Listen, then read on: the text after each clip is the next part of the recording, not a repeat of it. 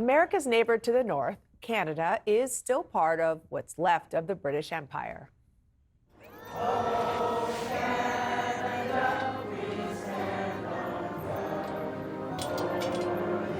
And today, Ottawa transformed into a scene out of The Crown. King Charles was welcomed with a verse of the Canadian national anthem, as you heard there, as he arrived at Parliament to deliver remarks known as, quote, speech from the throne.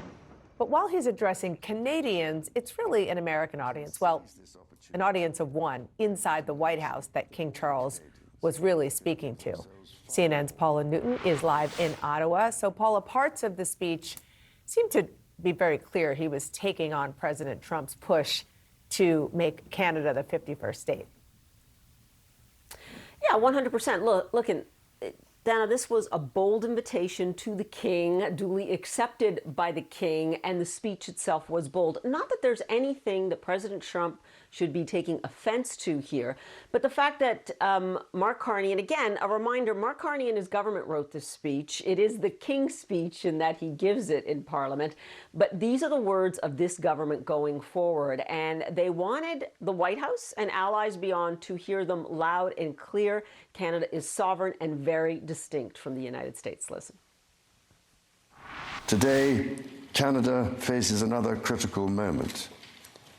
Democracy, pluralism, the rule of law, self-determination, and freedom are values which Canadians hold dear, and ones which the government is determined to protect. The system of open global trade that, while not perfect, has helped to deliver prosperity for Canadians for decades, is changing.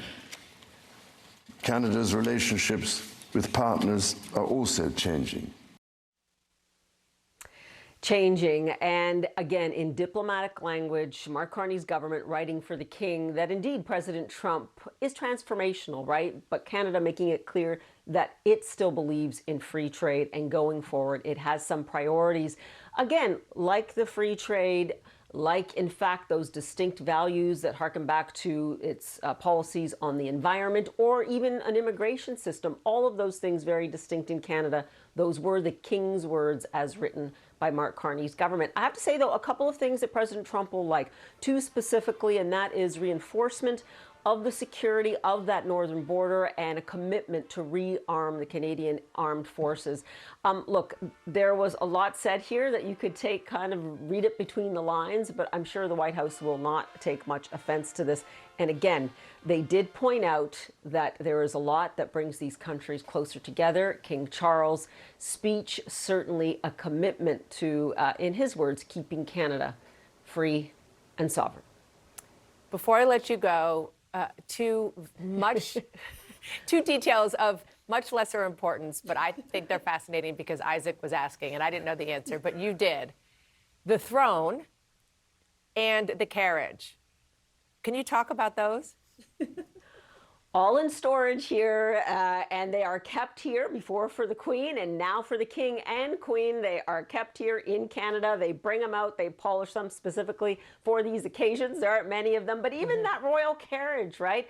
And also the spectacular RCMP musical ride. They escorted the Queen and the King. They have been practicing like mad. This was a quick visit, less than 24 hours, and put together in just a few weeks. A tall order. The weather helped here, Dana. It was spectacular.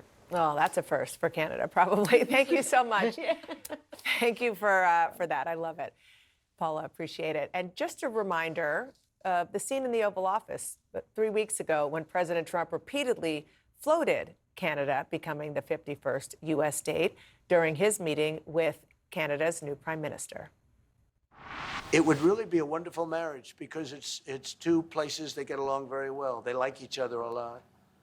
Well, if I may, as you know from real estate, there are some places that are never for sale. Having met with the owners of Canada over the course of the campaign last several months, it's not for sale, won't be for sale ever. But never say never. Never say never. My panel is back. So Isaac, since you asked that great question, which we got the answer to. Yeah, he's done. He's asked an answer. I have to say that I have been mildly obsessed with this, slightly small detail, that the reason why Canada, one of the main reasons why, as Mark Carney said, Canada is not for sale, is because it is part of the former or I guess what is left, as I said, of the British Empire, that he's going to have to go through King Charles first to get Canada. And the fact that the king had this event in Ottawa just, an hour ago, as Paula said, did it on short notice, clearly with a message. It's so fascinating, particularly because we know how President Trump loves the British monarchy. Yeah, and part of when the British Prime Minister was there a couple of weeks before Carney, what he did is he brought a letter from King Charles inviting him. There's all of that to get into Trump's head that way. Look, I'm hesitant to quote a headline from another network, but the BBC, the British Broadcasting Corporation, in this case, I think more, that they led with a quote from King Charles saying, "The true North is indeed strong and free." There is no question here that this is Canada and the British monarch saying, "Get out of here. This is not a real conversation." Mm-hmm. And look, this is one of these many things where Donald Trump says things, and we go through this debate of, is he joking around? Does he mean it? And in this case, as in other cases, and what's going on with Harvard, we were talking about in the last segment, the reaction from the world is not, hey, that's just something you're tweeting about, but is, no, we are not playing around with this. And Carney talked about Canada's owners and that moment in the Oval Office, and we're actually seeing the way that Canadians are reacting to this and the way Americans are reacting along the U.S. northern border and how that is affecting their own trade, how that is affecting their own travel. So while we talk about this in a macro sense and the relationship between these countries, there's also a very micro relationship that is being disrupted in the middle of all of this dialogue. They're pissed. They are. The Canadians are pissed. And let me show you some data on that. Canadians boycotting U.S. goods, 76%. 76%. So 3/4 of Canadians say that they're not buying U.S. goods, American goods. Now, here's another stat. Canadian travel from the U.S., which is kind of a big deal for a lot of American hospitality, U.S. hospitality, by plane, down 20%, by car, down 35%. And these are actual statistics taken by Canada as they clock who comes back into their country. That's really fascinating, and also just putting those numbers in context. I was really interested by a trip that a bipartisan group of senators took to Ottawa in the last several days. I mean, senators always do these types of codels, but this was kind of a little mini diplomatic mission to show Canada that U.S. is still your friend and still your neighbor. And in the words of our friend Isaac DeVere, that is where we're at, where we have to reassure Canada that we are still friends with them. But the business statistic was really interesting because the one Republican on the trip, Senator Kevin Cramer of North Dakota, said, we want to make sure we want to do business with our friend Canada. I mean, this isn't just a Trump spat that he's, perpetuating. I mean, this affects, like Priscilla said, the economy, trade. It is very important that U.S. and Canada have a working, vital relationship. I'm glad you mentioned Kevin Cramer because I, too, have a quote from him ready. Very quotable man. I don't want to get in Donald Trump's way. There's no trade deal that happens without his involvement. But at the same time, I want to be an encourager to Canada that their officials and try to be a partner in some way, as you mentioned. Hopefully, I navigated it okay, but I'll find out on Truth Social.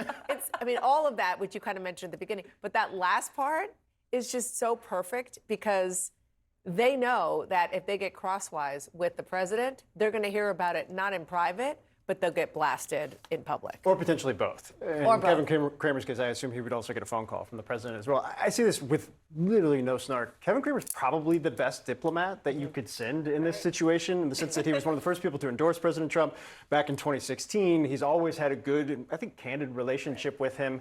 And he gets along with Democrats. He's very quotable when you talk to him in the press, so we like him a lot. But I think more importantly, he understands the deeply integrated economic realities, given his state and the border in North Dakota. And I think that matters a lot. The other thing, too, I would just keep an eye on, you mentioned King Charles and how the president and the invite to the second state visit was so critical and really pitched out by the Prime Minister when he came to the White House. The President's relationship with Mark Carney is very, very different than it was with Justin Trudeau. I cannot overstate how personally people inside the White House, the President on down, viscerally loathed on a personal level Justin Trudeau for whatever the reasons were going back to the first term. Carney's different, and they are trying Even though they're the same party. Even though they're the same party, they are trying to establish a relationship. Both sides, I think, are actually making a good faith effort at this point. It'll be interesting to see how that plays out.